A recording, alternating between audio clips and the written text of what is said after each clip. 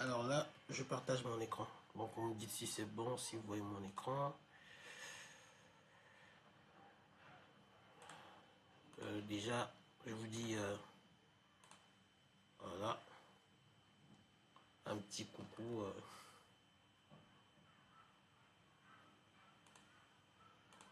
Voilà. Je crois normalement vous devez voir ma tête. Ma vilaine tête de la journée. Donc je vais vous partager l'écran complet, comme ça on est plus à l'aise. Yep, je partage l'écran, je crois que c'est mieux. Voilà. Donc là, vous voyez normalement mon écran. Ça rame un peu, hein, c'est ça. Je vais juste vérifier si l'image est bonne. Sinon, je me connecte avec celui-là.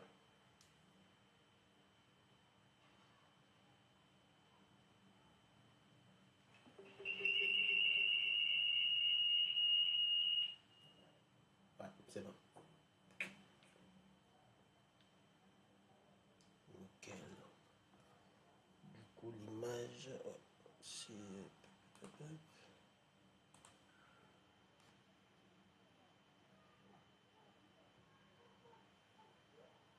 Ouais, je pense que c'est beaucoup mieux avec celui-là, peut-être. Même si on va pas vraiment jouer avec ça. Donc, bonsoir et bonjour à ceux qui nous suivent depuis des horaires différents des nôtres. Nous sommes très contents de vous avoir aujourd'hui sur donc Schoolvie Academy. Hein, c'est la nouveauté. On continue donc à le rappeler. Nous sommes passés donc de Axel Institut à maintenant Schoolvie Academy. Alors c'est un grand changement parce que maintenant on vous propose effectivement toute une plateforme digitalisée avec donc toute une panoplie de services, de formations et également de consultations pratiques. Donc vous pouvez toujours nous consulter en ligne via l'adresse donc www.schoolvie-academy.com. Donc www.schoolvieacademy, d'accord, .com. Et donc, une fois tombé sur la page, vous verrez donc l'ensemble des formations que nous proposons, que cela soit donc des formations d'analyse de données, des parcours clés, de la data visualisation, de la data transformation, de la data cleaning. Nous abordons tous les aspects donc de la data analyse et bien évidemment aussi de la gestion de base de données, donc tout ce qui va être SQL et autres, et automatisation aussi comme VBA, Python dans un avenir très proche. Donc voilà un peu la nouveauté avec Schoolvie Academy. Vous aurez également aussi sur cette plateforme donc un ensemble donc de produits entre guillemets, c'est des produits digitaux, donc des dashboards que vous pourriez donc télécharger, acheter et customiser en fonction de votre besoin. Voilà, donc la nouveauté de Schoolvie Academy, effectivement, c'est d'être plus proche, plus concret et plus pragmatique avec donc une solution et une plateforme assez smart et simple à comprendre. D'accord? Donc n'hésitez pas à pouvoir la visiter, la plateforme, nous contacter et puis l'explorer comme vous souhaitez. Alors, une fois que ceci est dit, notre session du jour, effectivement, va tourner autour donc de l'analyse de données, mais cette fois-ci, nous allons parler d'un outil. Puisque quand on parle de la visualisation de données, on parle généralement d'un outil qui n'est pas connu donc, du grand public, qui est donc Power BI. Qu'est-ce que c'est que Power BI? C'est ce qu'on va voir aujourd'hui. Donc je sais pas si ça va être visible comme ça parce que en fait j'ai préparé une présentation qui refuse d'être projetée. Vu que ça sera un atelier pratique, je me suis dit, bon, on peut s'en passer. Mais bon. Pop, pop, pop, pop, pop. Ce qu'on va faire quand même, c'est que... Voilà. Donc, je vais essayer quand même de vous partager la présentation. Vous me dites si ça passe ou pas. Parce que de mon côté, moi, je ne voyais rien. Alors, hop.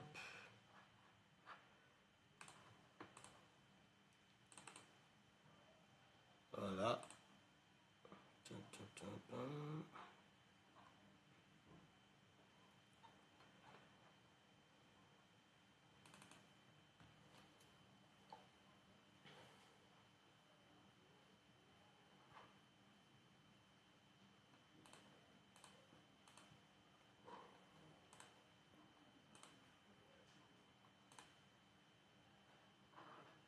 Et là, c'est bon? Vous voyez mon écran? Non? Non, non, non, c'est ça. Ouais. Je, je pense qu'on risque de faire...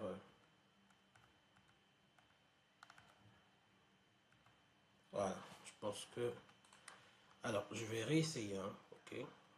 Hop. Je lance la diapo d'abord. Et je repartage. Alors, voilà. Cette fois-ci, ça doit être bon, je crois.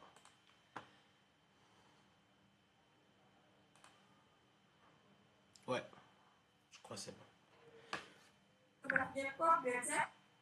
Donc voilà, tout à fait, comme on l'annonçait tout à l'heure, notre sujet du jour, c'est donc une présentation de l'outil Power BI. Je sais que beaucoup en ont déjà entendu parler avec nos webinaires euh, précédents, hein, tous les mois précédents, on avait fait des webinaires, effectivement, on avait déjà touché un peu le sujet, juste que aujourd'hui, effectivement, avec Scooby Academy, nous démarrons réellement un processus complet d'analyse de données que ce soit sous Excel, que ce soit sous Power BI, sous en tout cas un outil de visualisation certifié Microsoft. Donc nous voulons effectivement faire quelques petits rappels, reprendre les bases qu'on a déjà vues avec vous et démarrer les cas pratiques d'analyse de données. D'accord? Donc aujourd'hui, voilà un peu ce que nous allons rapidement voir en 1h30 avec vous. Nous allons donc faire effectivement un petit rappel, d'accord, de ce que c'est que la data analyse. Donc ce que vous avez vu effectivement la semaine dernière avec monsieur Geoffroy Commonsadé. Nous allons juste rappeler quelques petites bases qui ont déjà été abordées pour vous rafraîchir la mémoire. Et ensuite, nous allons enchaîner sur euh, une présentation de ce que c'est Power BI. D'accord? Qu'est-ce que c'est comme Power BI? C'est quoi l'outil? Qu'est-ce qu'il fait? Et tout ça. Et ensuite, on va vous montrer un tout petit peu où est-ce que vous l'installez, comment vous l'installez, vraiment les bases, quoi. Voilà pourquoi il est nécessaire que vous ayez donc votre ordinateur à côté si c'est possible et de la connexion Internet. Donc voilà, une fois l'installation faite, nous allons passer donc à un atelier pratique. Donc création donc d'un rapport sous Power BI et on va terminer effectivement par une conclusion avec une séance de questions et réponses. Et bien évidemment, c'est un atelier introductif. Donc on ne va pas déjà vous bassiner avec trop de complexité, des formules DAX par ici, des intégrations complexes, non, pas du tout. On va vraiment faire une revue de l'interface, des modules qui sont proposés par Power BI, qu'est-ce que chaque module va faire rapidement. Et puis on va rentrer un peu déjà dans une pratique au fur et à mesure avec vous pour que vous puissiez naturellement prendre en main déjà l'outil de votre côté. Donc, rappel sur la data analyse. Là, je vous ai mis un tout petit peu ici un résumé de ce que vous avez vu la dernière fois avec Monsieur Dester. Donc, la data analyse est simplement un ensemble de méthodologies, d'accord? C'est un processus qui nous permet d'observer effectivement des événements, de pouvoir les décrire ou bien de pouvoir chercher à les prédire en avant, basant sur donc une récurrence de ces faits-là, un certain nombre de répétitions de ces faits, et de dire, ok, ce fait se répète 3 fois, 4 fois, mais pourquoi il se répète 3 fois, 4 fois? Et on en tire donc des chiffres, on calcule des moyennes, on essaie de faire des analyses, et on essaie de comprendre effectivement des phénomènes gravitant autour de cela. Donc la data analyse, effectivement, est un processus. Et ici, pour vous expliquer un tout petit peu ce schéma, c'est quoi? C'est que dans la vie réelle, vous avez des faits. D'accord? Ici, je mets faits, des faits. On va prendre un exemple. Un magasin. Vous avez donc le magasin Carrefour, sans leur faire la pub. Vous avez un magasin Carrefour, vous avez un magasin BIM, vous avez un magasin Marjane. Le fait est que ce magasin soit là, déjà c'est un fait. Donc le fait est que dans une ville qu'on ait plusieurs magasins comme ça, déjà, c'est un autre fait. Donc le fait que j'ai un magasin dans un quartier ou deux magasins dans un quartier et dans d'autres quartiers j'ai 2, 3, 4, 5 magasins, le fait déjà de les observer, de les compter en disant que Casa par exemple regorge 50 magasins, c'est un fait. C'est un fait réel. Dans chaque magasin, je vais pouvoir dire, ok, quand je vais dans le magasin, il y a 15 rayons. C'est un autre fait. D'accord? Mais de la même manière que je dis qu'il y a 15 rayons, par exemple, dans le magasin Marjane de Heinz Bar, lorsque je vais aller, par exemple, à Marif, je trouve un magasin là-bas qui a plutôt 25 rayons. D'accord? Et ainsi de suite. Donc là, je viens de basculer de quoi? D'un fait qui est l'existence de magasins à un autre fait qui est les magasins contiennent des rayons. Ça, c'est des faits que je commence à observer.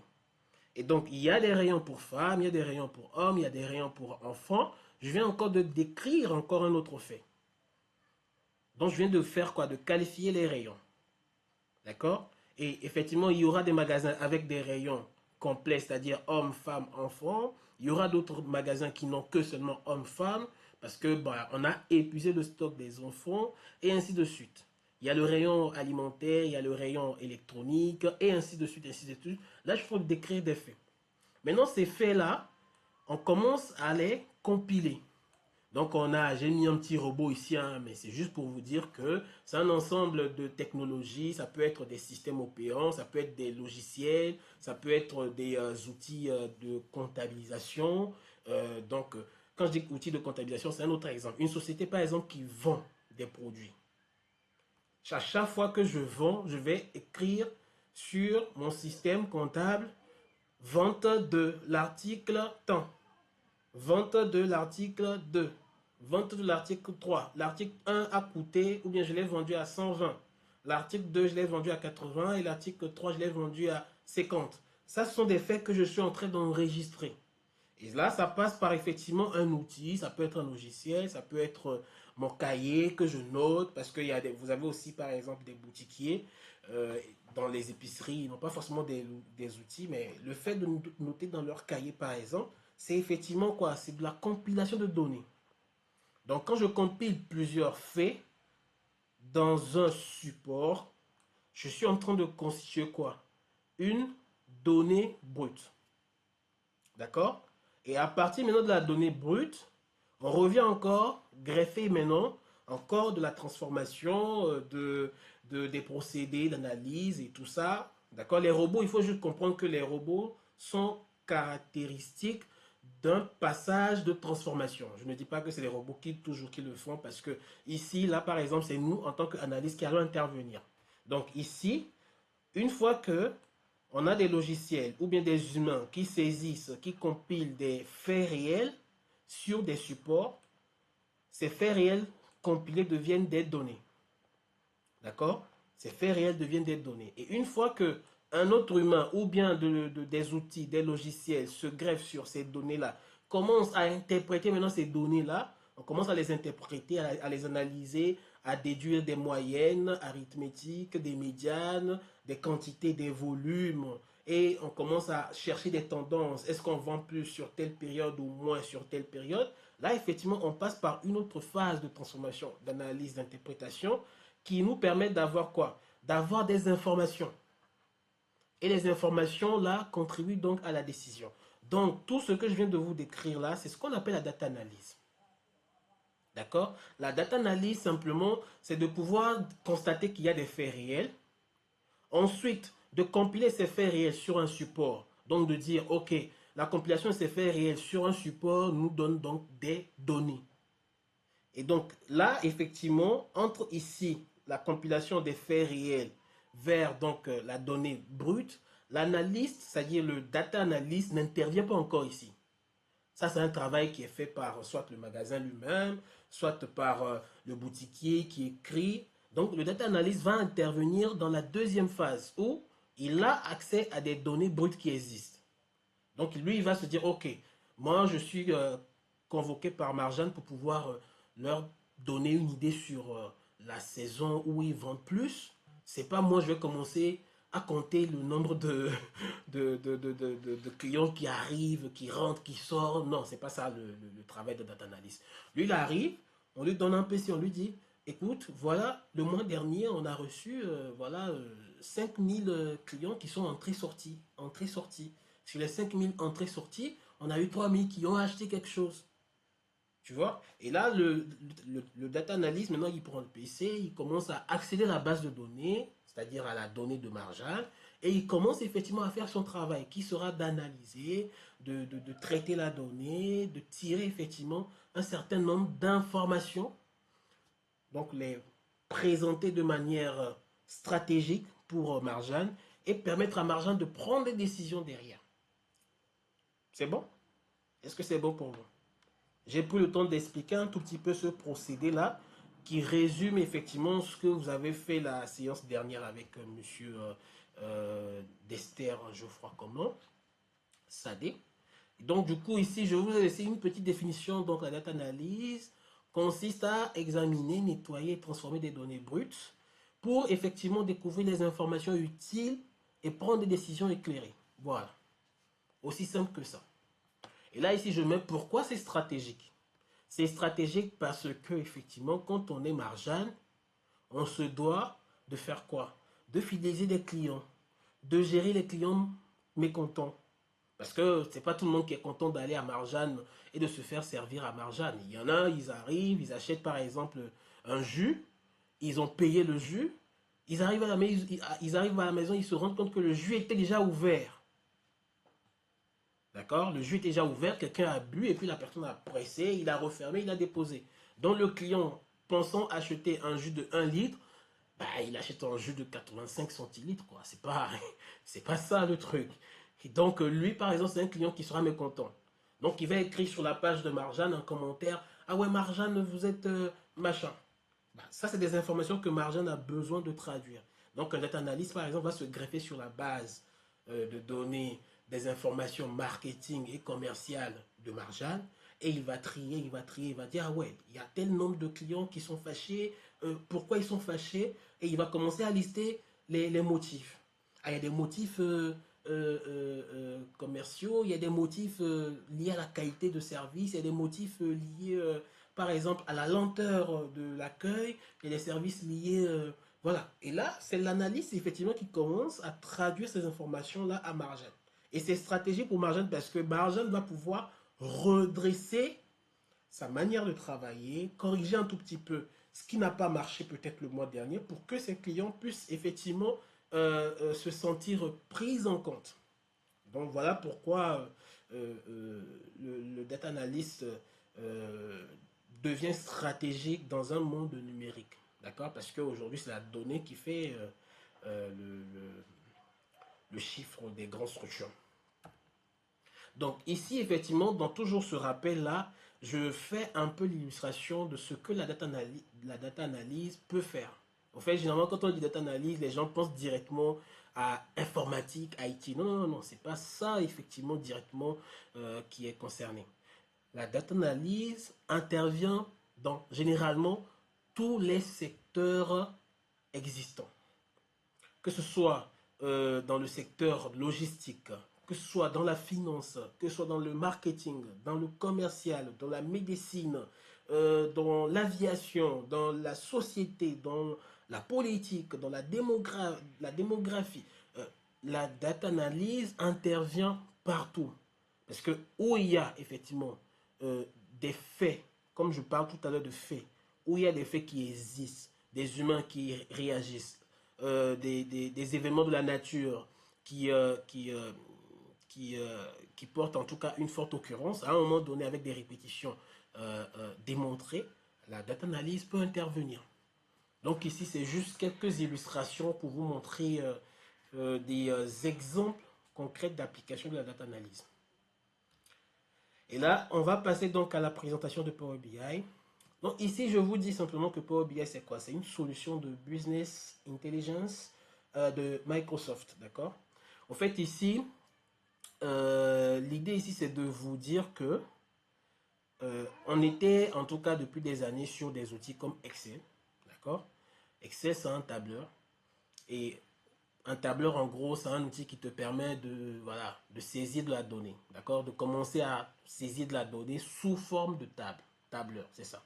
Donc, de dire que j'observe des faits, mais je peux commencer à les catégoriser, je peux commencer à les qualifier avec plusieurs critères. Et les critères là peuvent être par colonne, d'accord? Si on prend la société, par exemple, marocaine qui habite à Casa, on va commencer à dire la société marocaine est composée de deux genres. Donc, le genre, c'est quoi? Ça commence à être une variable. Donc, je vais mettre colonne genre. Colonne genre et je commence à mettre effectivement les différents genres qui existent. Je vais commencer à dire, ok, on a le genre masculin dans la société marocaine, à Casa. Donc, on aura dans genre masculin, féminin, masculin, féminin, masculin, féminin, et ainsi de suite. Donc, ça, c'est une première variable. Donc, cette colonne-là est une variable. Mais ça ne suffit pas. Les gens que je suis en train de mettre là, ils ont un nom. C'est des personnes que je connais. Ou bien c'est des personnes que je peux identifier. Donc, on va créer la colonne à côté nom. Donc, on va dire Youssef, on va dire Karina, on va dire Mehdi, on va dire Arnaud, ainsi de suite. Et donc, chaque personne aura un genre. Mais chaque personne a peut-être aussi, par exemple, un âge. Donc, on va créer une troisième colonne, âge. On va créer une quatrième colonne et ainsi de suite. Donc là, je suis en train de créer donc une table. Et ça, c'est ce qu'on fait généralement sur Excel. Et Excel, à un moment donné, à force de pouvoir pousser l'outil assez loin, on a commencé à remarquer des limites d'Excel. C'est que par exemple, Excel, tu ne peux pas saisir plus de 1 200 000 lignes. Je fais exprès, je dis 1 200 000 parce que bon, normalement c'est 1 14 000 je crois. 1 14 000 ou 140, je ne sais plus. Mais quand même, 1 200 000 Excel ne te permet plus d'avoir plus de lignes que ça. Alors qu'aujourd'hui, le monde a évolué, on travaille sur des données assez volumineuses. Voilà pourquoi on a commencé à faire évoluer effectivement les outils qui gravitent autour d'Excel jusqu'à aboutir donc à des intégrations comme des modules de Power Query au fur et à mesure. Ensuite, il y a eu d'abord des VBA, très très longtemps bien avant les Power Query. Après, il y a eu des Power Query. Après, il y a eu des Power Pivot. Et malgré tout ça, on s'est rendu compte que Excel, pour pouvoir l'utiliser, il faut vraiment avoir un certain nombre de connaissances assez poussées pour faire vraiment des choses très intéressantes. Donc, on a simplifié Excel avec la partie visuelle et la partie intégration donc de base de données. Et on est basculé au fait sur quelque chose de plus smart. D'accord? Je dis smart, mais bon, Excel aussi est très smart. Mais quelque chose de plus simple pour l'utilisateur. Donc voilà comment on a abouti maintenant à un outil qui s'appelle donc Power BI, c'est-à-dire un outil qui réfléchit maintenant de manière intelligente par rapport à un business. Quand on dit business, c'est simplement un secteur d'activité, un métier. Ça peut être comme tout à l'heure on a parlé de médecine, ça peut être la logistique, la comptabilité, la finance. Donc business intelligence pour dire c'est un métier qui te permet maintenant de sortir de l'intelligence par rapport à un ouais, c'est ça, non, j'ai dit un outil. Un outil. Donc, un outil qui te permet de sortir de l'intelligence par rapport à un métier. Donc, business intelligence. D'accord? Donc, par rapport à Power BI, effectivement, aujourd'hui, on a accès à des outils plus poussés, comme l'ensemble donc de tout ça qui est la Power Platform, d'accord, avec Power App et Power Automate. Oubliez ça, ne vous emmerdez pas avec. Donc, du coup, voilà ce que c'est Power BI. Donc, c'est un outil qui va vous permettre de prendre des bases de données, de les connecter, charger, les transformer, les nettoyer. Et une fois que le nettoyage est fait, qu'est-ce qui se passe? On bascule sur un aspect où on va visualiser et tirer des informations. C'est bon? Voilà. Donc ça, c'est ce que je voulais vous montrer rapidement sur ce que c'est la Power BI. Là, on va donc... j'imagine vous voyez un écran noir. Donc, on va maintenant basculer. Là, je vais partager l'écran complet, puisqu'on rentre dans le cas pratique. Voilà. Donc, une fois qu'on a parlé un peu de ce que c'est Power BI, on a vu un peu... je crois que l'écran a été partagé. Ouais. Voilà. Voilà, donc c'est bon.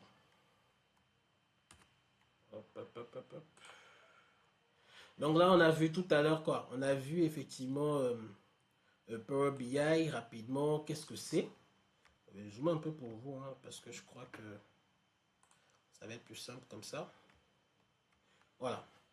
Donc on a vu un peu Power BI, qu'est-ce qu'il fait, à quoi il sert.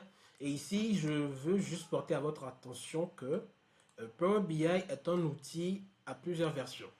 Donc vous aurez par exemple Power BI Desktop. D'accord, c'est ce que généralement vous avez de manière très facile et gratuite. Voilà, c'est lui ici. Donc Power BI Desktop. Et si vous avez téléchargé les ressources que je vous ai envoyées, vous avez donc reçu ce petit fichier. Voilà, instruction, installation. D'accord? Je vais l'ouvrir. Voilà. Donc normalement, si vous avez téléchargé les ressources que je vous ai envoyées, vous aviez reçu ce petit fichier. Et donc, installer l'exécutable de Power BI via ce lien. Donc, on va le faire tout à l'heure. Donc là, effectivement, on est sur Power BI Desktop. Desktop, c'est simplement pour dire bureau. C'est-à-dire, c'est quelque chose que vous allez installer sur votre PC, donc qui pourra être fonctionnel en hors connexion. En hors connexion, vous n'aurez pas besoin forcément d'Internet pour pouvoir l'utiliser. D'accord? Donc c'est le desktop. Donc installer donc un Power BI desktop. Donc c'est la première version qui est démocratisée, qui est disponible. Et cette version vous permet de créer donc des rapports. Des rapports, des présentations, des visuels, des dashboards. Donc voilà. Ensuite vous avez le Power BI Service. Le Power BI Service, c'est simplement en fait un déploiement. C'est-à-dire, une fois que j'ai créé mes trucs sur l'outil desktop, par exemple, qui est sur le PC, l'objectif, au fait, de Power BI, c'est de briser les limites, comme on a dit tout à l'heure, de Excel, par exemple. Excel, quand tu fais un fichier Excel, pour que tu puisses donner l'information à ton manager, à ton collaborateur, à ton ami, tu dois faire quoi? Tu dois lui envoyer tout le fichier. Il doit recevoir tout le fichier. Donc si le fichier pèse 1 giga chez toi, il faut trouver un moyen de lui envoyer 1 giga de fichier par mail, par soit cloud et tous les moyens possibles, tous les moyens que vous connaissez. Il faut trouver un moyen d'envoyer un fichier de 1 giga à quelqu'un. Ce qui n'est pas évident généralement. Donc voilà Power BI qui vient briser cette limite dans le sens où, une fois que j'ai créé ma visualisation sur Power BI Desktop qui est sur donc, mon PC, une fois que j'ai réussi à créer ça, la next step, c'est de pouvoir partager ça avec mes collaborateurs et mes amis. Et donc, je passe par un déploiement. C'est-à-dire, c'est comme si, au fait, je vais cliquer sur un bouton, par exemple, qui s'appelle Publier. Donc, quand je clique sur Publier, là, je rentre dans Power BI Service. Donc, c'est un truc qui est en web. Et donc, du coup, je vais commencer à utiliser donc ce module-là qui me permet de... Je vais juste vous le montrer ici, vous allez voir. Voilà. Donc, vous voyez là ici, sur l'angle, sur le côté droit ici, dans le menu accueil. Vous avez normalement accueil, insérer, modélisation, afficher, optimiser. Vous avez sur le côté, si vous revenez sur accueil, vous aurez obtenir des données. Et sur le côté à droite, tout jusqu'à droite, vous allez voir que il y a quoi? Il y a un truc ici qui s'appelle publier. Un petit bouton publier. Et donc ce bouton publier, lorsque je clique dessus, il me renvoie vers ce qu'on appelle le Power BI Service. Et là, j'ai accès à mon espace de travail pour pouvoir déposer mon travail là-bas. Et donc, il charge en fait tout la métadonnée, la visualisation, la data qui est transformer les connexions que j'ai créées et tout. Il charge ça en métadonnées et il dépose sur mon partage. Donc quand je vais donner accès par exemple à monsieur Aboubakar, ou Boubacar plutôt, ou à madame Daniela, ou à monsieur Comlan, quand je leur donne accès, ils n'ont pas besoin d'avoir tout le fichier sur leur PC. Juste via un accès web, donc sur Google ou Google Chrome ou bien Microsoft Edge, ils peuvent directement se connecter à mon espace de travail, naviguer dans l'outil, l'utiliser, le partager. Si je leur donne assez de partager, ils vont pouvoir le partager. Si je leur donne assez de pouvoir modifier, ils vont modifier. Donc du coup, on peut travailler en équipe tout en gardant la donnée chez moi, mais sans que tout le monde ait au fait la base de données globale sur son PC. Donc là, c'est la partie effectivement service de Power BI qui vous permet de faire ça. Et vous avez la partie Power BI mobile.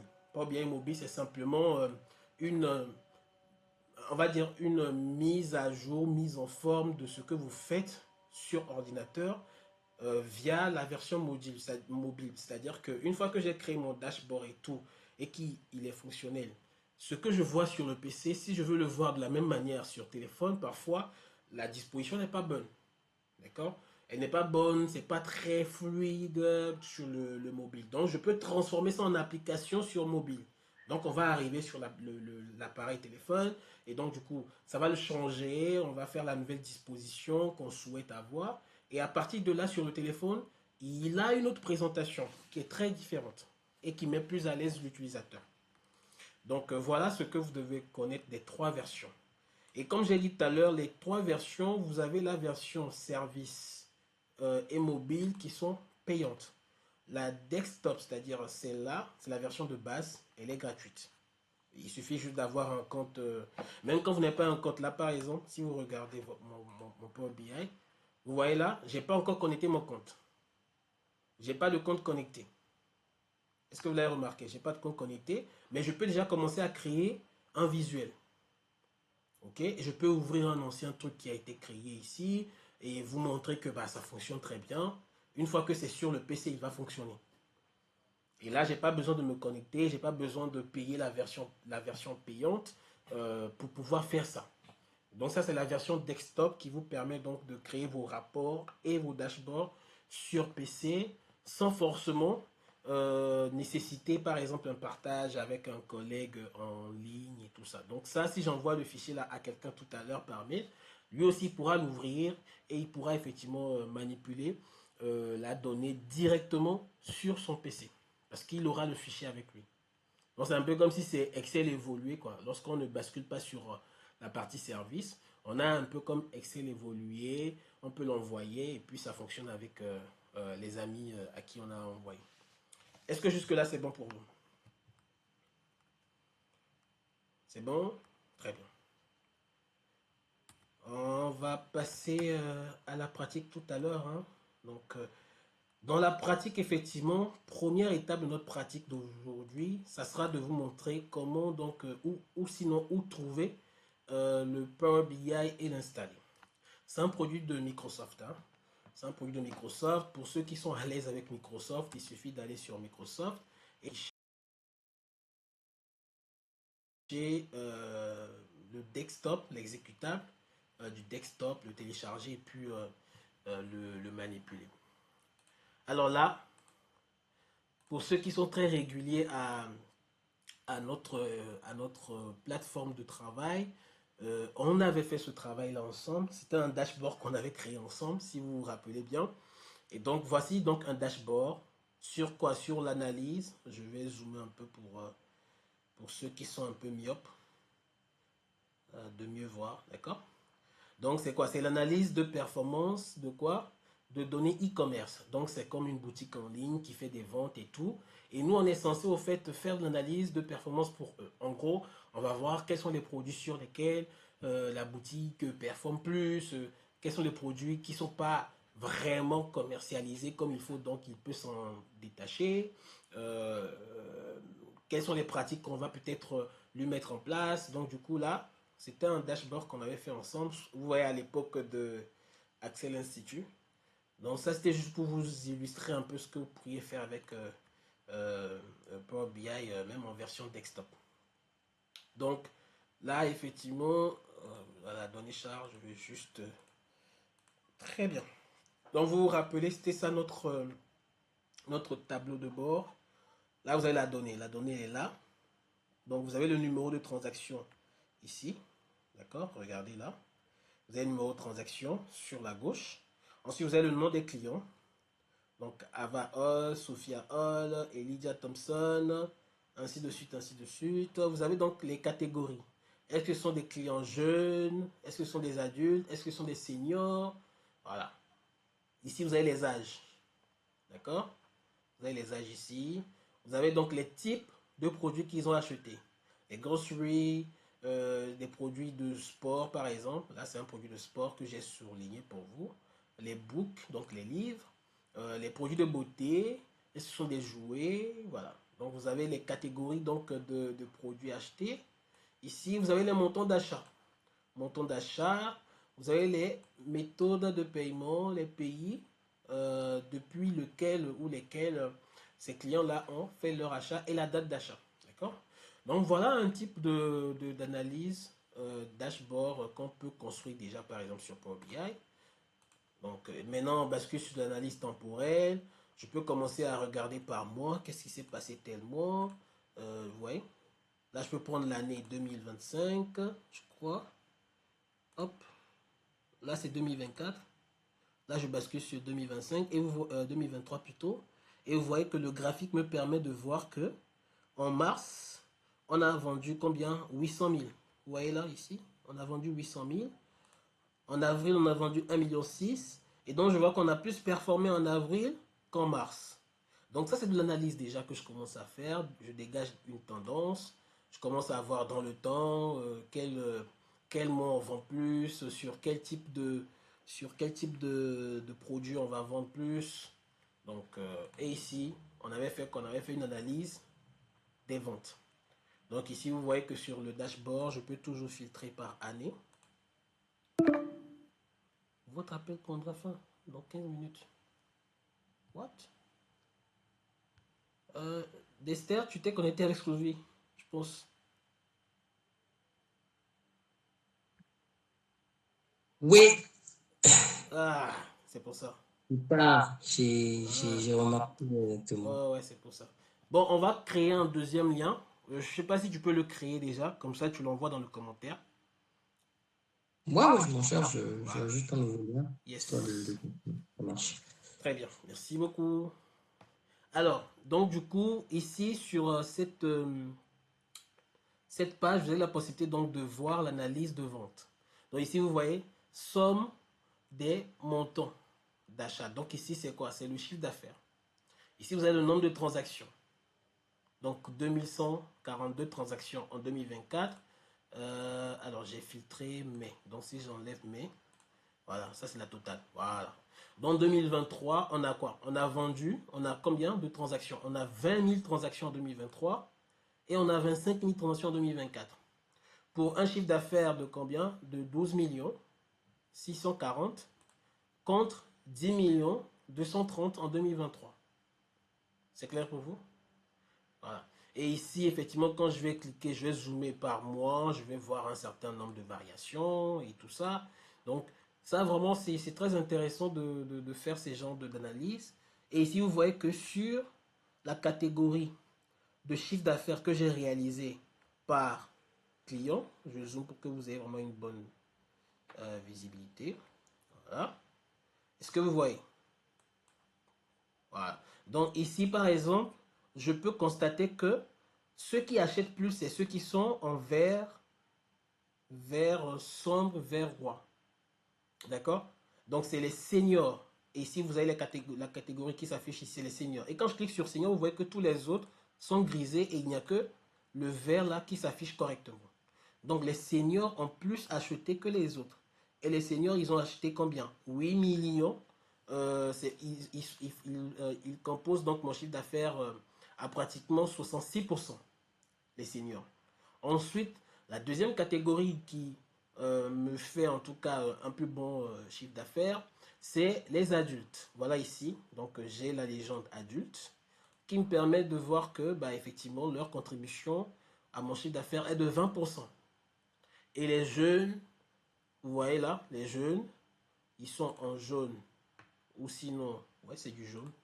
Ils sont en jaune. Et ils contribuent à mon chiffre d'affaires de 13%. Donc là, effectivement, je commence déjà à faire de l'analyse et je peux donc tirer des conclusions, dire, écoutez, monsieur le CEO du magasin, je pense que vous vendez plus, en tout cas, ou sinon vous faites plus de chiffre d'affaires avec les adultes. Pourquoi? Et je vais commencer à expliquer. D'accord? Il y aura des explications. Si je pousse un peu plus l'analyse, je vais peut-être trouver que, ah oui, ils ont plus de pouvoir d'achat.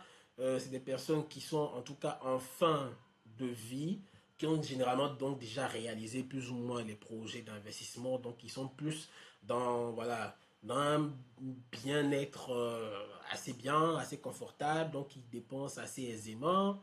Ensuite, on va peut-être voir que bah, les adultes viennent en deuxième position, certes parce qu'ils ont la capacité de pouvoir acheter, mais la tranche d'âge ne leur permet pas parce que c'est la période où il faut investir, ils ont des enfants au bas âge, il faut payer la scolarité. Et là, effectivement, c'est des données encore que je vais rajouter à mon analyse pour pouvoir trouver les vrais motifs qui expliquent chaque composante. OK? Et vous voyez sur le côté ici, vous avez les différentes catégories de produits. Lequel est le plus vendu, et donc voilà. Donc, ça, c'est juste un exemple pour vous faire découvrir effectivement pour BI ce que vous pourriez faire avec. Donc, là, effectivement, pour l'installer, vous allez simplement repartir sur le fichier que je vous ai donné en ressources. Vous copiez ce lien-là. Donc, www.microsoft.com, FR download et détail. Et vous ouvrez donc votre... Voilà.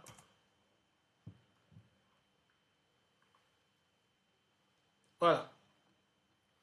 Donc vous allez généralement tomber directement sur la page de téléchargement. Je vous ai facilité le travail, vous tombez directement sur la page de Microsoft et le centre de téléchargement vous permet de descendre directement juste un peu vers le bas et vous allez sélectionner la langue de la version que vous souhaitez avoir.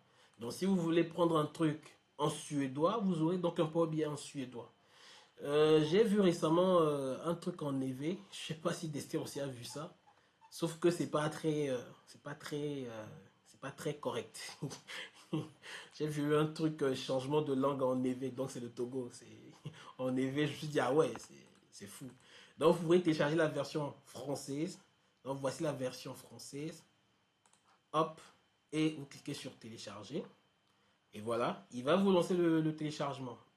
D'accord, ça pèse à peu près 811 mégaoctets. Bah, je le laisse télécharger. Bon, on est dans un pays où on a une bonne connexion, autant profiter. Même si je l'ai déjà, c'est juste... Donc voilà, là je viens de faire le téléchargement. Une fois que le téléchargement va arriver, je vais vous montrer. Donc voilà comment vous allez télécharger. Et l'installation est très simple, vous double-cliquez dessus. Et puis il va vous faire un certain nombre de propositions que vous pourriez faire. Donc ça c'est l'accès direct que je viens de vous montrer. Vous avez par exemple la possibilité d'installer effectivement via le store de Microsoft. Je ne vous le recommande pas, mais bon. Vous avez aussi la possibilité de l'installer directement à partir d'un fichier exécutable. C'est-à-dire que moi, par exemple, moi, Louis, ce fichier que je suis en train de télécharger ici, là, hein, je peux vous l'envoyer par mail. Si j'arrive à vous l'envoyer, vous n'avez pas besoin de le retélécharger. Vous prenez directement cet exécutable, vous l'installez, ça va passer, ça va marcher. Ou bien je l'ai copié sur une clé USB, je vous l'ai donné, ça va marcher. D'accord? Maintenant, pour la configuration minimale qu'il faut pour que ça marche, généralement, en tout cas, il vous faut un PC avec un stockage, en tout cas, assez consistant. À partir de 250 gigas, ça peut être correct. Ou sinon, 500 gigas, c'est l'idéal. Mémoire RAM, il vous faut au moins 4 gigas en RAM. Sinon, peut-être 8, voire 16, ça peut faire l'affaire. Un Windows, donc une version Windows 8, c'est correct. Sinon 10 pour ceux qui sont actuellement à la page donc, de l'actualité. Il y a la version 11 aussi qui est là, mais bon, il est préférable d'être sur une version qui est assez stable, donc la version 10. Elle peut aussi faire l'affaire. Donc voilà. Voici un peu donc les conseils que je peux vous donner par rapport donc à la configuration. Donc, voici le fichier qui est là. Voilà. Ouais, donc Power BI Desktop Setup. Donc, quand je vais dupliquer, ça sera juste pour vous montrer. Mais on va pas le réinstaller. On l'a déjà. D'accord? Hop, hop, hop, hop, hop. C'est le temps que ça tourne, ça vienne. Est-ce qu'on a déjà le... Ah, voilà. Bon, c'est déjà là. Donc, exécuter. Si je clique sur exécuter, il va vouloir lancer le truc. Voilà. Est-ce que vous avez compris? Donc ici, il dit quoi? Fermer Power BI Desktop et cliquer sur essayer. Là, chez moi, il a détecté que j'ai déjà Power BI. Donc, il me demande si je veux fermer déjà le Power BI qui existe et qui est ouvert. Ensuite, quand je vais continuer, il va me demander si je veux désinstaller l'ancien et réinstaller celui-là. Mais bon, moi, je vais sauter tout ça. Pas besoin de faire tout ça. Vous continuez le process, vous allez continuer, installer suivant, suivant, suivant, suivant. Et puis, vous validez l'installation, et puis ça passera, simplement. OK? Donc, moi, je vais ignorer tout ça. Et puis, je vais, voilà. Normalement, quand vous faites tout le process, vous arrivez sur la fin, comme ça, et puis, vous cliquez sur terminer. D'accord? Donc voilà comment installer donc son Power BI. Donc il nous faut maintenant faire notre atelier pratique. Et ici on va faire quoi? On va importer le fichier que je vous ai envoyé. On va procéder à un petit nettoyage, créer un petit visuel, d'accord, pour pouvoir voir comment effectivement tout se dépose. On va ajouter quelques filtres, faire une petite mise en forme et si on a le temps, on va faire une publication sur Power BI Service. Ok? Donc là, je reçois la notif comme quoi il nous reste 6 minutes. Monsieur Sadé, est-ce que le lien est prêt? Yep. Super. Voilà. Donc vous voyez, on nous a envoyé donc le deuxième lien. Prenez le temps de déjà le copier ou cliquer dessus. Cliquez dessus, comme ça vous renvoie vers l'autre réunion en même temps.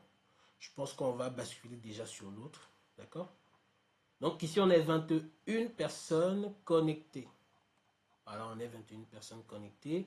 Donc les amis, cliquez sur le nouveau lien. On va basculer sur notre deuxième partie pour tranquillement faire notre atelier. En fait, je reste connecté pour que vous puissiez prendre le lien. Copiez le lien. Copiez juste le lien là, comme ça. Hop. Vous le copiez et puis vous recollez simplement. Vous faites comme moi, vous cliquez directement et ça vous renvoie sur l'autre réunion. Comme ça, on se connecte là-bas. Je vais déjà faire moi-même la même chose. Je copie, je colle, je lance. Ouais, c'est très simple. Vous copiez, vous collez dans votre barre de recherche ou dans votre téléphone. Et vous nous attendez, on va se connecter là-bas. Voilà. Donc, vous voyez, je viens de le faire, hein, et pourtant, je suis sur les deux réunions à la fois. Voilà, je ne l'ai pas encore démarré ici. Voilà, je vois 8 personnes connectées, très bien. On bascule, on bascule, on bascule. Il y a encore 18 personnes ici. On bascule, les amis. Allez-y, allez-y, allez-y, allez-y. Allez de l'autre côté.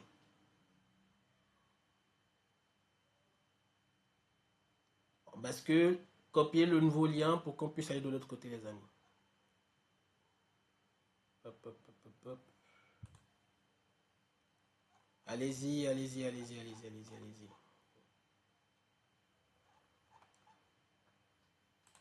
Alors, je ne sais pas si même moi, je rejoins. C'est possible d'être sur les deux. Alors. Est-ce que c'est bon ici? Il y a encore 18 personnes connectées. Et ici, il y a déjà... Ok, bah, je vais essayer.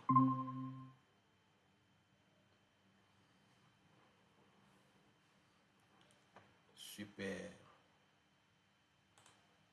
Ah, on a la possibilité de suivre les deux en même temps la fois. Là, vous m'entendez ici? Ceux qui sont de l'autre côté, là. Oui. Ah, bah oui. C'est super, ça. Donc là, je suis encore sur l'autre.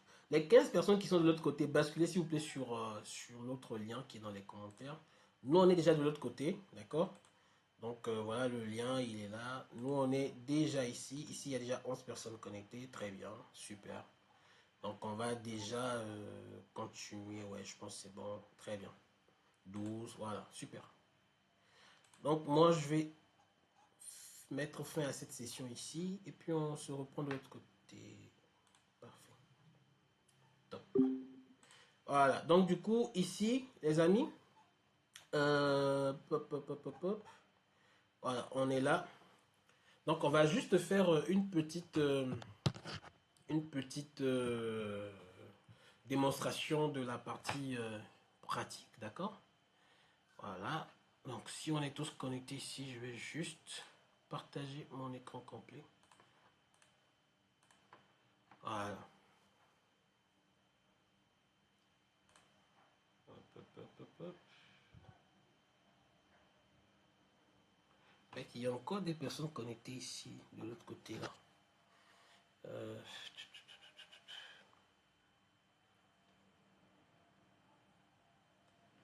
euh,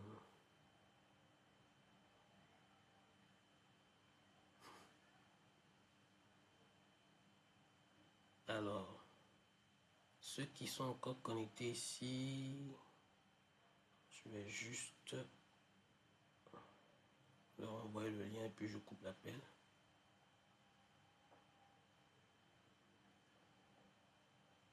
Voilà, c'est bon.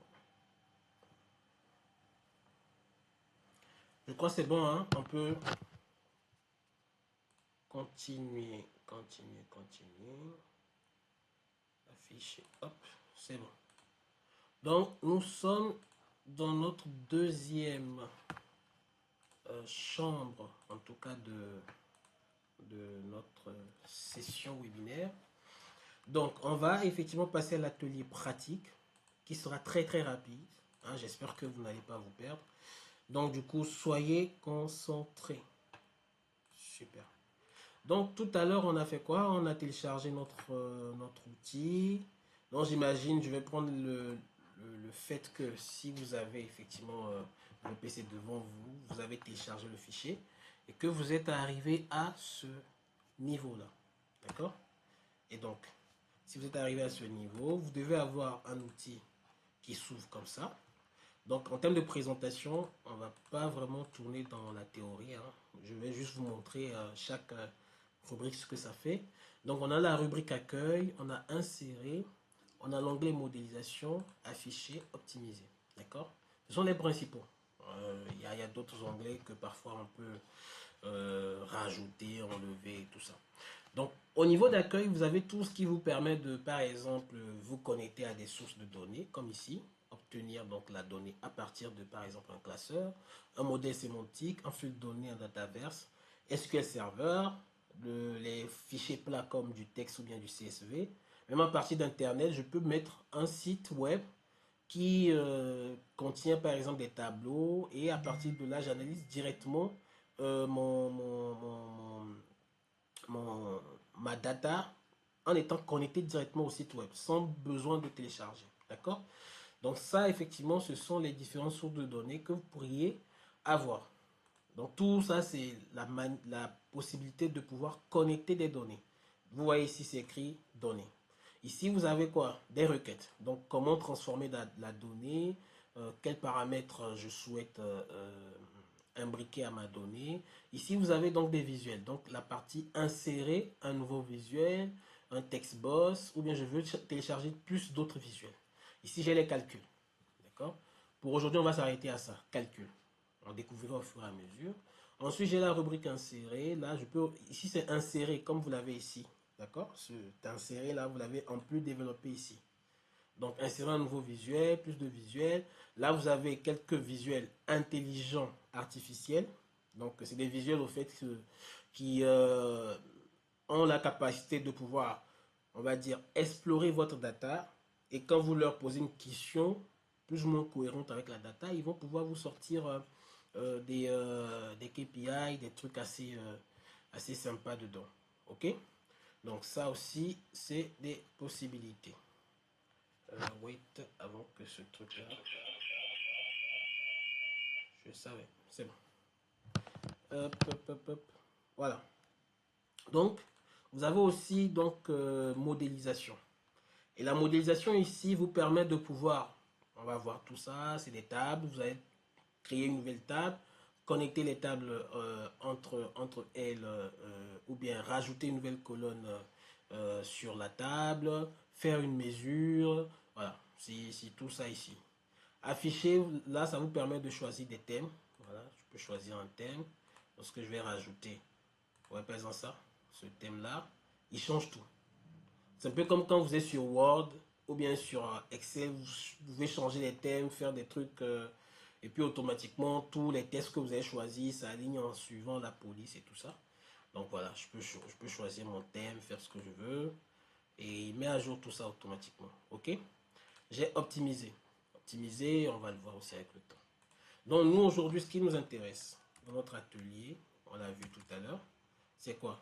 C'est la possibilité d'importer un fichier, de faire un petit nettoyage rapide et de créer quelques visuels. D'accord? Aujourd'hui, c'est introductif à Power BI. Donc, on ne va pas vous saouler avec trop de trucs. Donc, je vais importer un fichier. Je le fais à partir de quoi? De l'onglet Accueil, par exemple. Je clique sur Obtenir les données. Ici, j'ai directement quoi? Classeur Excel, si c'est un fichier Excel. J'ai la possibilité de prendre directement, si je sais que c'est du texte, donc c'est du CSV. Dans notre cas, c'est du CSV. Je reviens sur la donnée qui vous a été envoyée. Pour ceux qui ont reçu donc les ressources, vous avez normalement reçu 3 fichiers, n'est-ce pas? Les 3 fichiers que vous avez reçus, vous avez ce fichier-là qui est e-commerce transaction. C'est un fichier CSV. Donc c'est lui qu'on va effectivement importer. Et ici, vous avez donc le descriptif de ce fichier. Ici, je vais vous expliquer un tout petit peu ce que contient le fichier. Est-ce que c'est clair pour vous? Donc, combien la taille du fichier, c'est ça. 50 lignes, d'accord? Pour 8 colonnes. D'accord? Et c'est quoi les types de données dedans? On a les colonnes donc, de transactions, donc, qui permet d'identifier le numéro de transaction. On a le nom d'utilisateur du client. D'accord? On a l'âge de l'utilisateur. On a le pays. On a quoi? On a la catégorie de produit. Ici, c'est quoi? C'est le montant de l'achat. Ici, c'est la date de paiement. Et ici, non, c'est la méthode de paiement plutôt. Qu'est-ce que je disais? C'est la méthode de paiement. Et ici, on a la date de la transaction, donc du paiement. OK? Et pour notre cas, avec un peu d'analyse, il n'y a pas de valeur manquante, il n'y a pas de cellules vides, il n'y a pas de données un peu bizarres. Tout est plus ou moins standardisé. Et là, vous avez quelques exemples de données qui ont été remis ici en exemple pour vous. OK? Donc, vous, ce dont vous avez besoin, c'est d'importer celui-là. Donc, qu'est-ce qui va se passer? Ça sera fait à partir de accueil. D'accord? Je reviens sur accueil. Obtenir des données. C'est pas Excel, c'est pas classeur Excel. Dans mon cas, je suis sur un fichier CSV. Donc, comment je le sais? C'est ici. Regardez le format. Il me le montre ici. Vous voyez là? Ici, là où je fais le truc là. Il me dit fichier CSV Microsoft Excel. Voilà, CSV Microsoft Excel. Donc, je vais chercher ici, fichier, texte, CSV. Et je vais aller dans le dossier où j'ai laissé donc mon fichier. Voilà, il est là. Ouvrir. Là, je suis en train de me connecter à ma donnée. OK? Donc, il me dit patienter, nanana, très bien.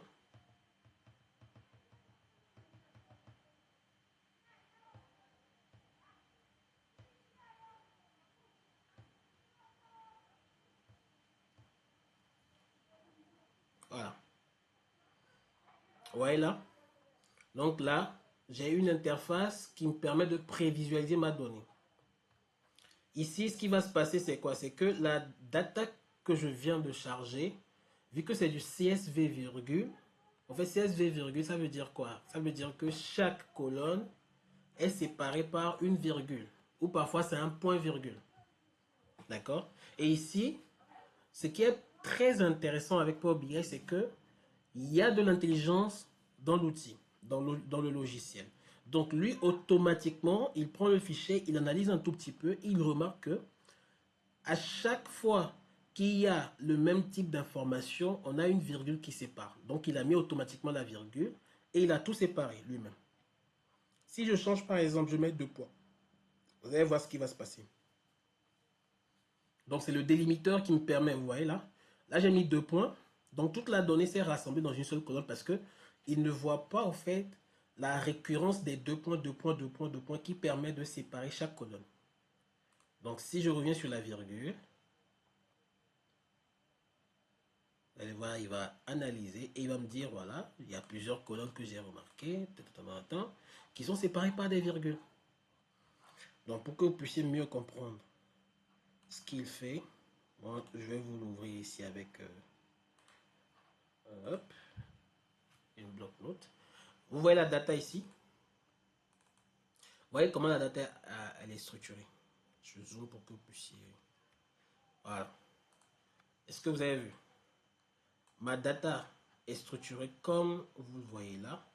Il y a la colonne transaction ID qui est séparée de la colonne username par quoi? Par une virgule. Vous avez compris maintenant? Donc il y a la colonne username qui est séparée de la colonne âge par quoi? Par une virgule. Âge qui est séparé de la colonne country, country qui veut dire pays, par quoi? Par une virgule. Et ainsi de suite. Maintenant, sous la colonne transaction ID qui est là, on a maintenant les informations qui concernent cette variable en bas de quoi? De cette variable. Donc ici, le 1, je vois qu'il y a 1 qui est séparé par une virgule de quoi? De Ava All. Donc 1, il sera rangé dans quoi? Dans la colonne transaction ID. Ava All, qui suit là, est séparé de 63 par quoi? Par une virgule. Donc Ava All sera stocké sous la variable username, donc le nom du client. 63 pareil, il sera stocké sous l'âge du client. Mexico pareil, il sera stocké sous country, donc pays, et ainsi de suite. Donc c'est ce travail-là que, au lieu que moi je le fasse de manière rebarbative, très fatigant, déjà moi je suis fatigué en vous l'expliquant simplement comme ça. Hein? Imaginez, il faut que je le sépare moi-même très manuellement comme ça. Lui, de manière très intelligente, il voit que non, c'est pas des signes égales, c'est pas de l'espace, c'est plus ou moins plutôt de la virgule. Donc il me fait le travail automatiquement, il dit, écoute, si tu mets la virgule, c'est bon. Voilà. Ok. Donc, je peux soit charger directement la donnée comme ça, ou soit la transformer. Moi, je vais transformer. Donc, on vient de faire quoi? On vient de faire une partie déjà qui est le fait d'importer le fichier. D'accord? Voilà. Ça, c'est fait. Donc, on vient d'importer le fichier. Là, maintenant, on va basculer sur l'aspect nettoyage. Donc, là, vous voyez que je viens... Attendez, vous allez comprendre. Hop. Est-ce que vous vous rappelez? On était sur Power BI. Voilà Power BI. Sans titre, Power BI Desktop. Vous voyez en haut là, il y a le nom qui s'affiche ici. Mais quand j'ai cliqué sur transformer, qu'est-ce qui s'est passé? Il m'a ouvert une autre interface, d'accord, qui est sans titre, éditeur Power Query. Ok? Éditeur Power Query.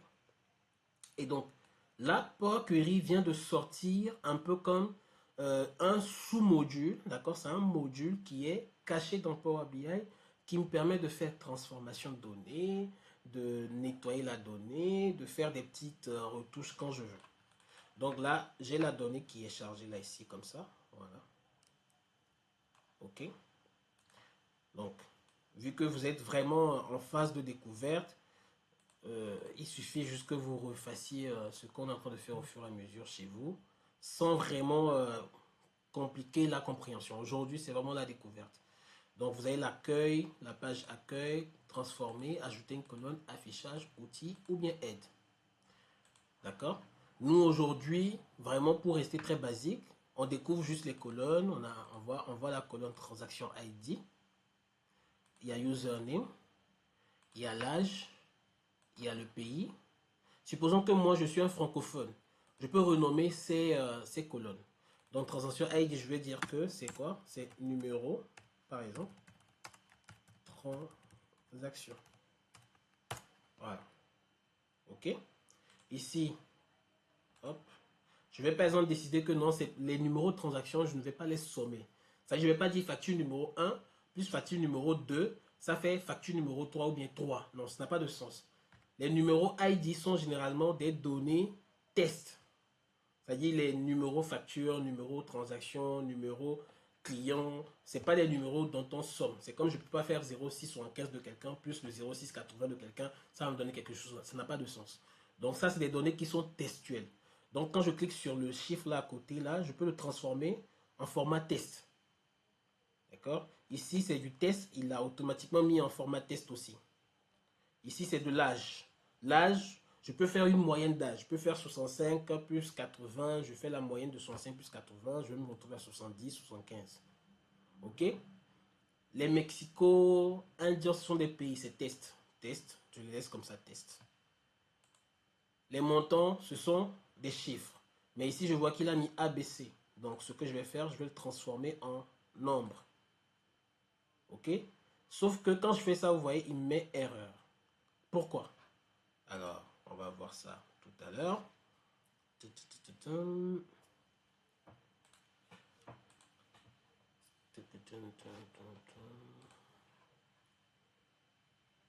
Alors, je vais juste mettre ça de côté.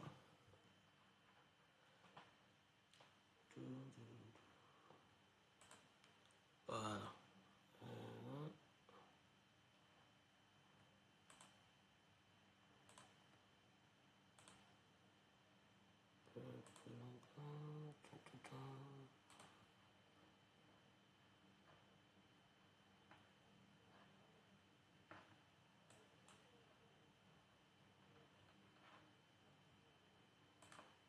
Voilà, je pense.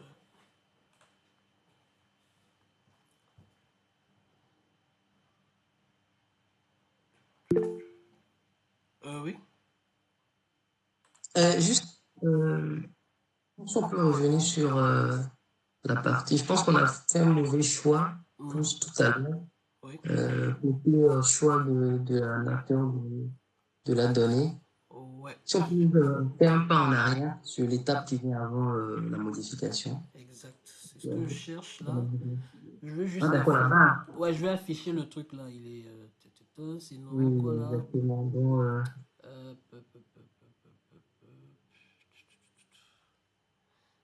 c'était quoi même déjà le nom? La barre, la barre, la barre.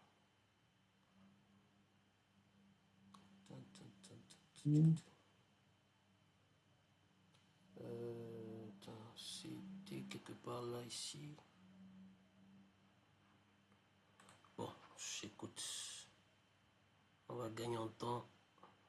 Je vais juste le refaire rapidement.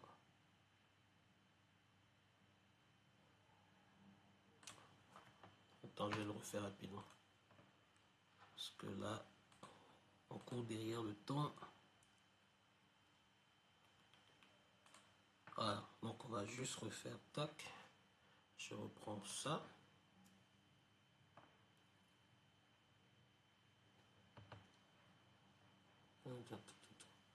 La barre là, ça fait quoi? Ça fait plusieurs fois que l'histoire de la barre là, une fois que tu commences à la chercher, tu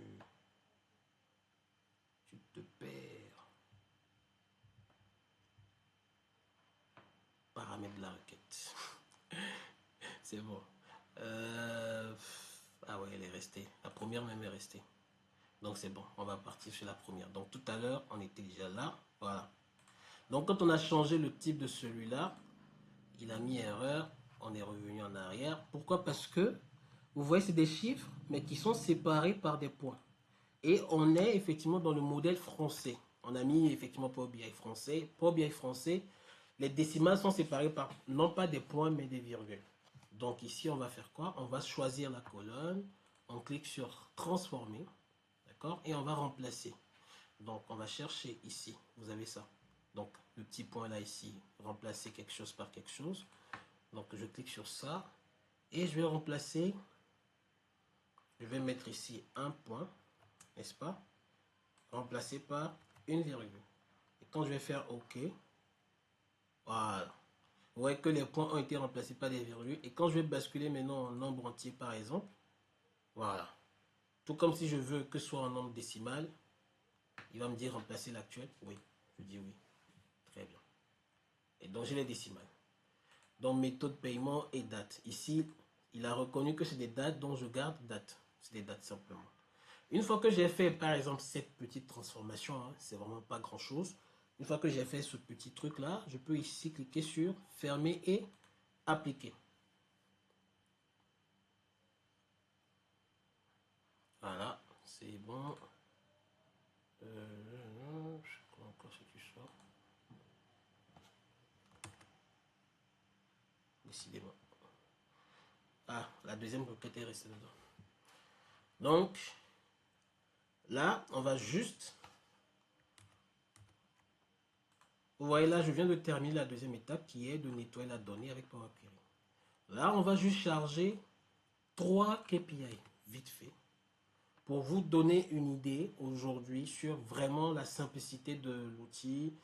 Il peut être assez simple comme ça, mais au fur et à mesure que vous allez vraiment développer le truc pour vraiment comprendre comment il marche, il n'est pas du tout compliqué à être, manipulé. Là, il a chargé 50 lignes sur chaque fichier parce qu'on l'a chargé 2 fois.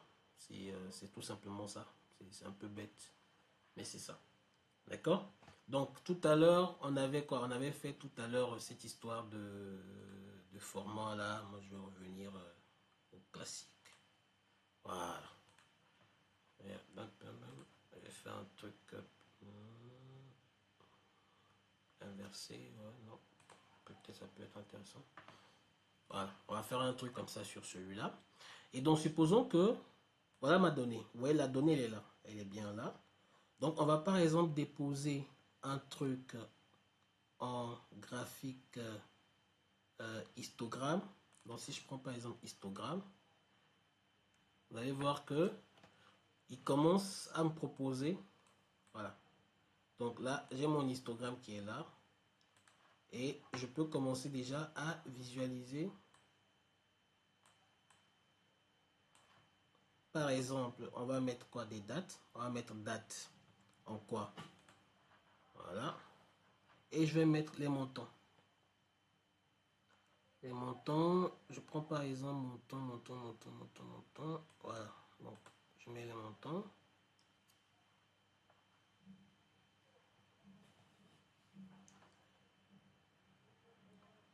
Voilà. Vous voyez là, j'ai déjà un premier truc qui est très simple comme ça, mais qui peut être utile et intéressant. Ok? Et là, je vois que ma date ici, par exemple, elle est comment? Elle est imbriquée. Je vais faire comme ça pour simplifier. Vous voyez la date ici, j'ai jour, mois, trimestre. J'enlève par exemple jour. J'enlève mois et je garde ça. Voilà.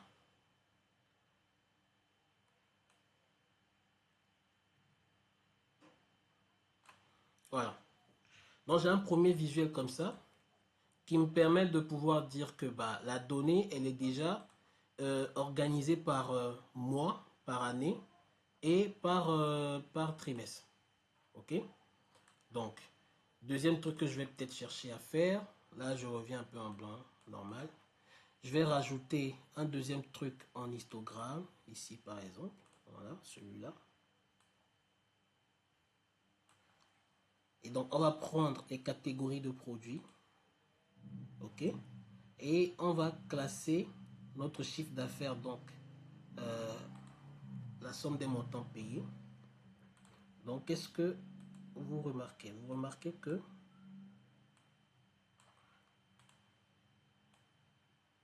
voilà. Vous voyez là? Donc, j'ai la catégorie de produits qui est là. Je vais zoomer pour que vous puissiez bien voir. Donc, la catégorie de tous les produits qui est là, classée par effectivement leur pourcentage de contribution. Et je peux savoir combien chaque catégorie me rapporte avec les chiffres à côté. Et on rajoute un dernier KPI puisque l'idée c'est de vous en faire 3.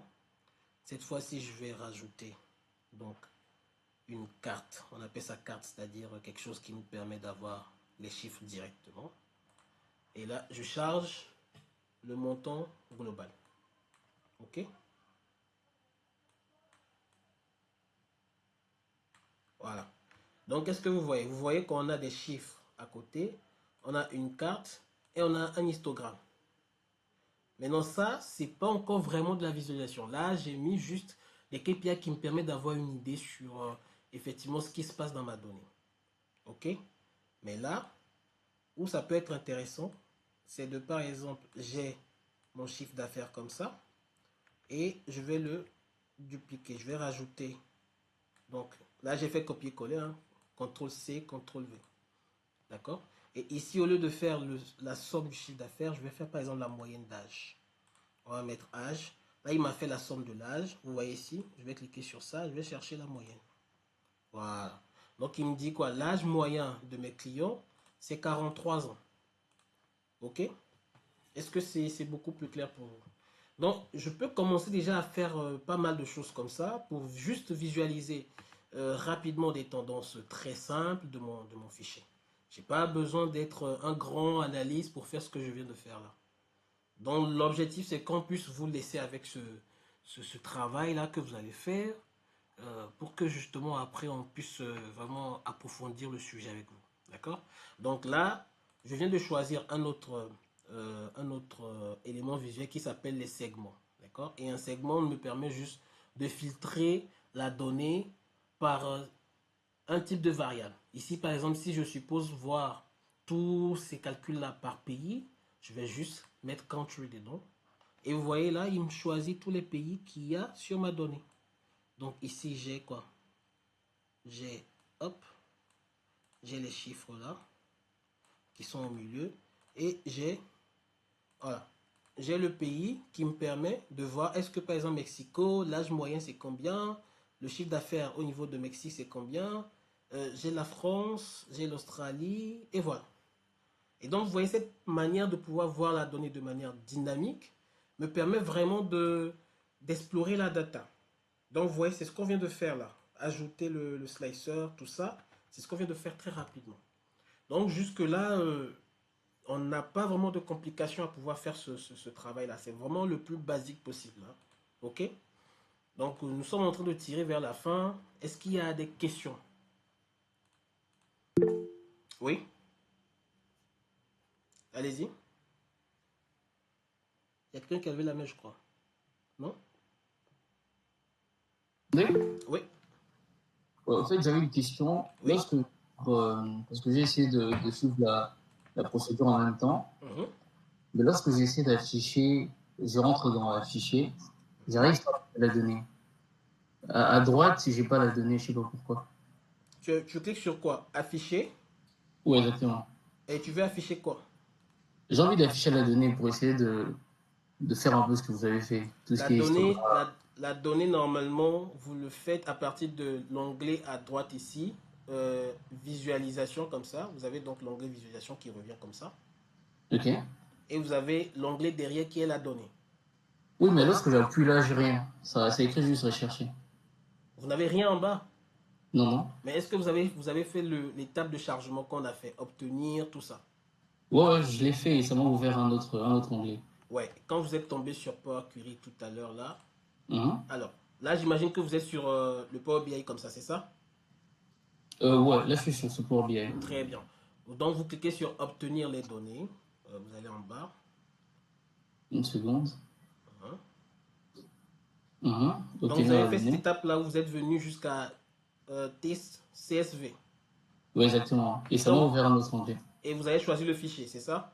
Exactement. Très bien. Quand vous avez fait tout ça, normalement, il vous a amené directement sur... alors, transformation, c'est ça. Je pense que vous êtes arrivé ici. est-ce qu'en haut de la fenêtre, vous avez éditeur Power Query, c'est ça? Ouais, c'est exactement ça. Bah voilà, c'est les étapes qu'on a fait tout à l'heure. Et vous avez Mhm. l'affichage comme ça. Vous avez la donnée qui s'affiche comme ça, tout ça. Oui, oui. Vous avez fait la transformation. Oui, j'ai fait la transformation. Hein. Et vous avez fini par fermer, appliquer. Ah non, non, j'ai pas fermé appliquer. Justement, il faut cliquer sur la gauche en haut. Ok. Vous fermez et vous appliquez. En fait, vous cliquez sur fermer et appliquer. La première option. Euh, je sais pas, ça marche pas. C'est Attendez. bizarre. Vous devez cliquer sur fermer et appliquer. Il va commencer à tourner. Il va charger la donnée. Au fait, là, à chaque fois que j'appuie, il y a mon PC qui fait un bruit bizarre un peu. Ah ouais, Un bruit d'erreur. Je sais pas si. je pense que c'est la performance du PC peut-être. Je pense pas. Mais bon. Je crois Mais, que j'ai fait une erreur quelque part. ok, ce qu'on va faire, c'est que vu que la vidéo est enregistrée, on va Mhm. pouvoir vous mettre Ah un oui, lien. c'est bon maintenant, c'est bon. Ah, c'est bon Je crois maintenant, que j'ai voilà. ouais, Voilà. je crois que j'ai fait une erreur quelque part. C'est ça, c'est ça. Il faut juste Mhm. patienter sur les étapes comme on l'a fait. Et puis, Mhm. ça va venir. D'accord? Mhm. Et donc, généralement, quand vous arrivez à cette étape, c'est que la donnée est chargée donc, sur votre fichier, donc dans la base de données derrière. Et donc, vous aurez la possibilité de pouvoir déployer cet onglet-là sur la droite, d'accord? Données. Mhm. Et vous Mhm. aurez donc les différentes bases ou les différentes tables qui ont été chargées. Dans mon cas, moi, j'ai chargé 2 fois le même fichier. C'est pour ça que tu Mhm. l'as 2 fois ici. Mais sinon, tu dois avoir un seul fichier comme ça, e-commerce transaction. Et quand tu cliques dessus, comme ça, tu as les différentes colonnes qui s'affichent. Mhm. D'accord? Ouais. Très bien. Et là, tu peux commencer à faire la manip qu'on vient de faire devant tout le monde. Mhm. Donc là, c'est bon normalement. Voilà. Mhm. Donc là, maintenant, je te laisse le temps d'explorer, de déposer les graphiques comme on l'a fait et de Mhm. visualiser un peu ce que ça propose. OK? D'accord. Mhm. En tout cas, comme on l'a dit, c'est vraiment une session introductive. D'accord? Les semaines qui vont suivre, on va vraiment rentrer dans le vif du sujet avec tout ce qui va être du DAX, des formules, les calculs, faire quelque chose de plus sophistiqué, comme ce qu'on vous a montré tout à l'heure au début, là, celui-là. D'accord? Aboutir à quelque chose de plus épuré avec même le design et tout. C'est pas compliqué. Il faut juste que on ait la rigueur avec vous et que vous suivez aussi l'évolution de nos ateliers. Ok? Donc, Monsieur, oui, j'ai une question aussi. bien sûr. Merci beaucoup pour la formation. Ma question, elle est la suivante. Est-ce que les données, vu que ce sont des données déjà enregistrées, Oui. avec le temps, est-ce que ça pourrait être instantané, c'est-à-dire de connecter ça directement à une base de données? Au fur et à mesure qu'on fait des modifications, on va pouvoir les visualiser en temps réel. Oui, oui. C'est possible? C'est possible. C'est D'accord. l'avantage qu'on a avec Power BI et qu'on n'a pas avec Excel, effectivement, c'est avoir la possibilité de faire du live streaming. Mhm. C'est-à-dire que si je connecte par exemple ma donnée, je vais te montrer un exemple. Si je connais ma donnée à du web ici, Et d'accord, le web c'est du live streaming. Donc si par exemple le site change l'information, donc dans mes paramétrages, je peux par exemple dire à mon tableau de bord de s'actualiser chaque 2 minutes. ok. Donc, ce qui veut dire que lorsque la donnée change sur le site web, dans le prochain 2 minutes qu'il va faire sa mise à jour, il va me prendre en considération la nouvelle donnée qu'il y a. D'accord. C'est pareil pour les bases de données Excel aussi. Exactement. Si Ok. là, par exemple, tu me parles d'Excel. Excel, c'est pas du live streaming. Mais si, par exemple, j'ai ouvert le fichier Excel que je viens de charger et j'ai changé une ligne, j'ai changé un nom ou quelque chose et que je l'enregistre avec ce changement-là, si dans Mhm. mon dashboard, j'ai paramétré le temps de rafraîchissement, Mhm. il va me le mettre à jour à la prochaine actualisation. Sinon, je reviens moi-même, je fais juste actualiser ici. Il va tourner, tourner, tourner. Tu vois ce qu'il est en train de faire là? Il tourne et il met à jour l'information sans pour autant que je refasse le même procédé de charger le nouveau fichier, de transformer. Il garde au fait en mémoire toutes les transformations que j'ai faites. Ça marche. Ok? Merci beaucoup. Je vous en prie. Merci. Dans tout ce qui va être base SQL, effectivement, si tu connais un peu ce que c'est SQL, effectivement, une fois que tu touches à du SQL derrière, que la base soit changée ou pas, bah lui il prend en considération ce changement si tu as automatisé l'actualisation. Sinon, tu viens manuellement, tu vas juste actualiser ici et il reprend la dernière version des changements opérés sur la donnée. Ok? Très bien. Merci, c'est bon. Je vous en prie. Je vous en prie. Est-ce qu'il y a une dernière question? Quelques dernières questions?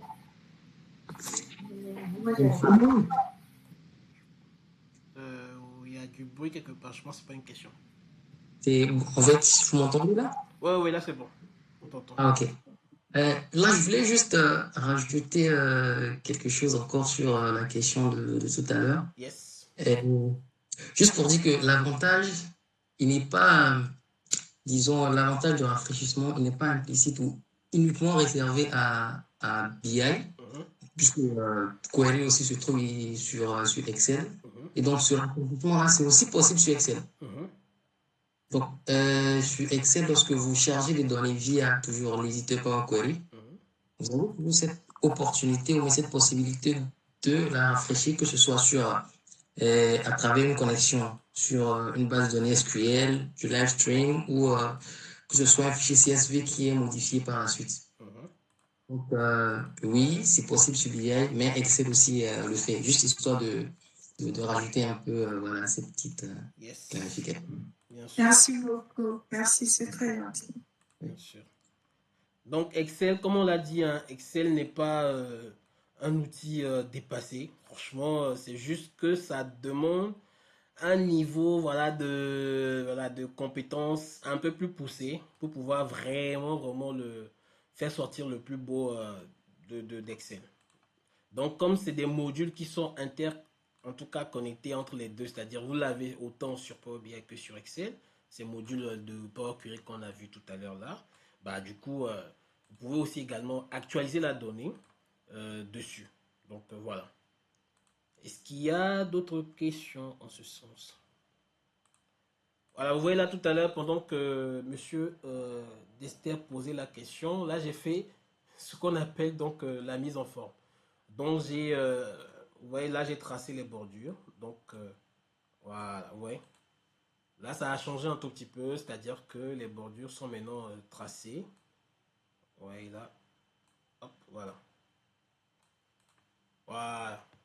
Vous voyez qu'il y a une petite différence, c'est que les bordures sont tracées. J'ai de l'ombre derrière chaque KPI, chaque visuel plutôt. Et je peux encore faire plus, hein. Je peux changer les couleurs du fond. Mais bon, on va pas vraiment vous emmerder avec ça. C'est pas encore l'objectif. Là, par exemple, je change l'arrière-plan de celui-là. Je peux le basculer un tout petit peu en... Voilà. Aussi simple que ça. Ok. Et je peux baisser même la transparence. Voilà. Pour avoir une petite nuance de ce que je veux vraiment avoir. Voilà, hop. Et je peux faire... voilà, change peut-être ça comme ça. Ouais.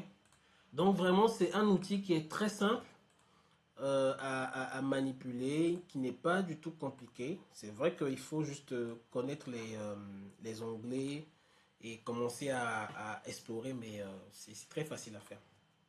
C'est bon? Tout le monde a compris un tout petit peu ce qu'on a fait ce soir. Donc pour récapituler rapidement, donc nous avons rapidement fait un petit rappel de ce que c'est donc la data analyse. Nous avons vu donc Power BI, qu'est-ce que c'est, à quoi ça sert.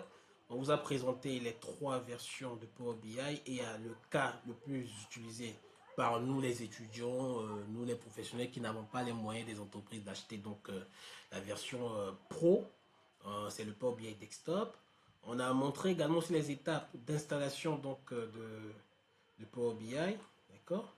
Et notre atelier pratique tourné autour de 4 points essentiels, c'est d'importer la donnée, voilà, de nettoyer la donnée, de créer les visuels, d'ajouter donc des filtres, et finalement de faire une mise en forme. C'est ce qu'on vient de faire là tout à l'heure, là, vite fait. Ouais. Donc voilà un peu comment notre session introductive à Power BI prend fin. Et j'imagine que vous n'avez pas de questions. En tout cas, on a répondu à vos petites questions. Sinon, il y a la plateforme de forum WhatsApp qui est là. On peut continuer à discuter là-bas. D'ailleurs, ça sert à ça, le groupe WhatsApp. Posez toutes les questions là-bas. Et ce fichier vous sera envoyé, comme d'habitude, dans le groupe. Peut-être aussi par mail à ceux qui se sont enregistrés effectivement sur la plateforme. Et n'oubliez pas, nous restons à votre disposition pour toutes les questions data. Et également aussi, la plateforme est toujours disponible pour vous permettre de nous solliciter pour que ce soit des formations, d'accord, que ce soit donc les produits digitaux, donc les dashboards, d'accord, les dashboards que vous avez comme ça. Là, vous voyez, les détails esthétiques sont vraiment poussés ici. Et pourtant, c'est des sujets qui sont sur Power BI. C'est vraiment ça. D'accord? Donc, voilà un tout petit peu comment se termine notre session du jour. Et je vous remercie donc en ce sens. Si vous avez tout compris, alors c'est notre bonheur. Et continuez à poser des questions dans le groupe et on se fera un plaisir de vous répondre. Merci beaucoup. Une petite question. Pardon, c'est qui? C'est Tima Doumbia. Oui, vas-y. On va prendre ta question comme la dernière. Oui. J'aimerais juste savoir vos formations qui sont sur le site. Yes. À la fin de la formation, y a-t-il un petit certificat ou oui. des trucs qui valident la formation? Oui, bien sûr. Tu as même 3 certificats différents. Tu poses la question, bah écoute, autant faire en même temps rapidement ce qu'on peut faire.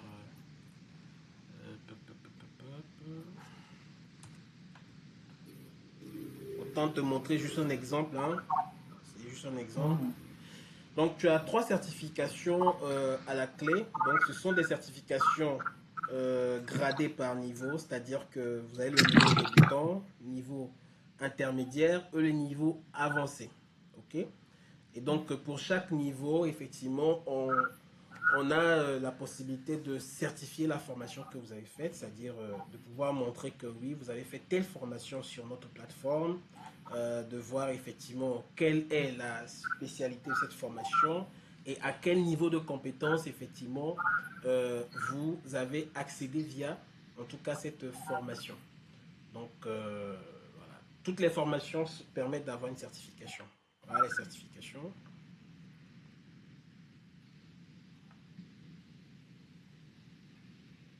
Et d'ailleurs, je rappelle que la plateforme vous permet de faire des réservations de formation. D'accord? Vous n'allez pas directement commencer à payer de l'argent sur la plateforme. Non, non, non.